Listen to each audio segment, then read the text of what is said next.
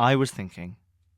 Junk food is one of those things that has for some people become so innocuous and normal they now think chocolate chips in cereal is a balanced breakfast after the pancakes and bacon, and that Dr. Pepper is worth it alone for the medicinal qualities. Of course there are those detractors who won't eat sandwiches made out of bread or cheese made out of superheated plastic, and to those people I say, well, lardy-dar. You see, it's very easy to look down on someone who fills their life, or at least their life whole, with rola, cola, corndogs, fudecicles and meat burgers. Oh, I love a good meat burger. And it's easy because it's kind of right. Kind of.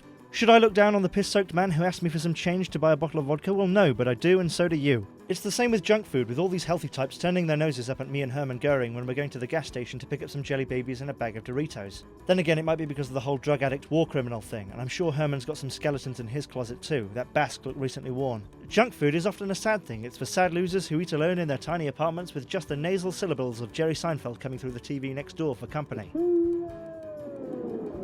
Of course, you could view it as being a lot of fun, buy a bag of treats to share with your friends and that sort of thing, but it isn't. Junk food is not necessarily the same as fast food, and the let's run everywhere and drink ash grey smoothies and pretend we don't have throbbing temples lot will be the first to tell you a stick of celery is fast food. So is a simple carrot tartiflette a one-egg omelette. No, junk food often is fast, but it always is shit. Go into a nice restaurant where they're not trying to feed you cocoa nibs and change the word God into Mother Nature, and you'll find, should you care to find, that the chefs do not give two fucks about your health. The more butter the better, and salt. Salt like a candy land of salt. Now of course Jamie Oliver will tell you, through a hail of spit, that junk food is bad for you, and of course Jamie Oliver is right, it's Jamie Oliver, and it's obvious. It's like saying smoking is bad for you. The ill effects of eating burgers has been documented even before the not at all pointless effort by Morgan Spurlock to become America's greasiest documentary filmmaker. Eating lots of stuff, especially stuff which is crammed full of things that turn you into a bloated waxwork of meatloaf when he was going through that especially heavy phase, isn't good. But there's two problems. Firstly, a lot of people don't seem to really care. Hell, there's always something new on Netflix, and sometimes it isn't that smug. Who cares if we all die of obesity? In a few years we'll all have personal wallies to do things for us and live on a big cruise ship in the sky. And second of all, the garbage that constitutes junk food is everywhere these days. Bran muffins aren't good for me, why else would I fucking eat them? Avoid not whole wheat couscous, yeah, look at all those Berbers with their big couscous bellies. Eat sushi, no wait, full of salt. Use rice cakes instead of bread, but don't use rice cakes because they're too high in carbs. You know, it's tempting sometimes to think that no one really knows what's going on with the healthy stuff. My dad's generation would drink in the pub every night and eat bacon and sausages, stacked like large molehills in the morning, and they never got particularly fat. Did tend to die a lot though.